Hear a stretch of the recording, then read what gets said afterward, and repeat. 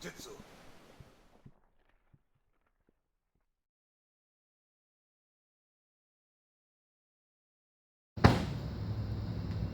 Us? Good. Hi, it's Shion Evans. Again, we're working on our Kali stick and eskrima fighting. Basically, stick fighting is a great way to have a real life tool that you could use. You'll find sticks all over the place. You know, if you're in a fight, there's many times that you'll see something that looks like a stick. You know, whether it's a stick, whether it's a branch, whether it's a broken chair leg, whether it was something that you originally used as a staff and now it's broken. Regardless of how you got to using a stick, you know, you should know what to do. Okay, first thing you want to know is that when you hold it, you want to actually strike and move back fast. So if you strike at 100, you want to come back at 200. So you don't want to go 1, 2. You want to go 1, 2. So 1, 2, like that. That's how you like to strike. Make it go forward, make it come back out. Another thing, another one of our great techniques you're going to learn is called umbrellaing. So if somebody's coming at you, you're going to put the staff right here and basically make it lean right across your whole head. Your hand now is the only thing that is exposed. But if he's coming with another stick, maybe even a knife or just a swing, you don't want to try to just block it like this with my head exposed.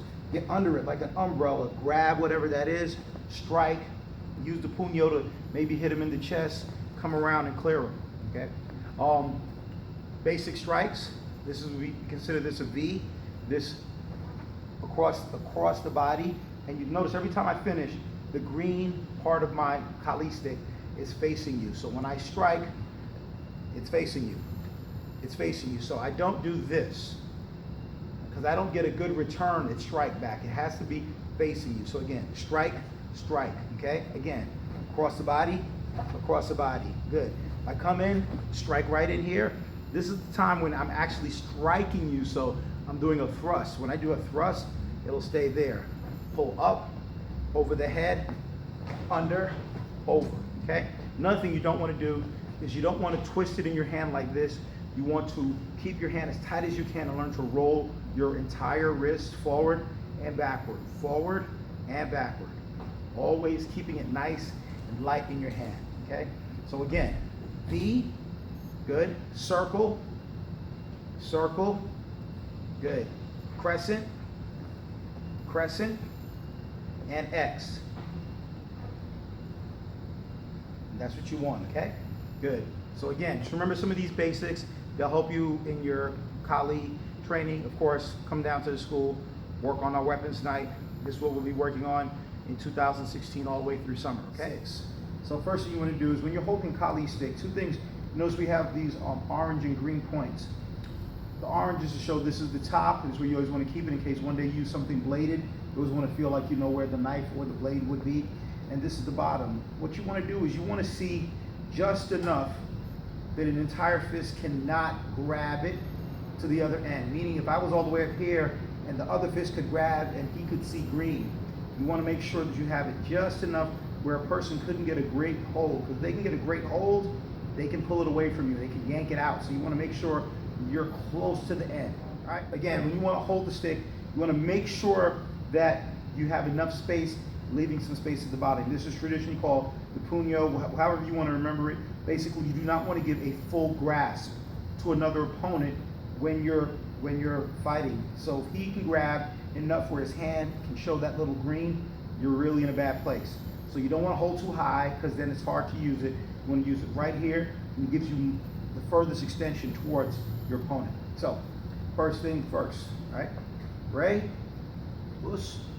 You want to take one hand, and you want to have it like in this nice L position. Other hand's in L, but this time it's going across your body. That's going to give you two like parallel lines. If the lines are together, or if you're like this, that means you have to even work harder to get it from here. You want it right here, kind of like that. Good. So the first thing you want to learn is we're going to do the 4 basic strikes, and then we'll do heavy 6.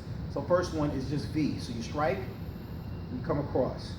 Strike, come across. And the rule for this is 100 out, 200 in. 100 out, 200 in. Okay? So that's when you're only using one stick. The next strike will be what's called the circle. So you strike, and you go around, and then you come back. Strike to the knee, come back. head, knee, come back. The next one is a crescent. Strike, recurve, go back down to the knee, come back. So head, knee, back. Head, knee, back. The next one we like to do is called X. And this is where you go head, knee, knee, cross, and back. So again, head, knee, knee, head, and then come back. So that was V, circle, crescent, and X.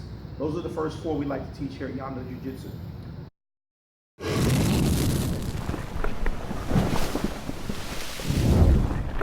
Yondo Jiu-Jitsu.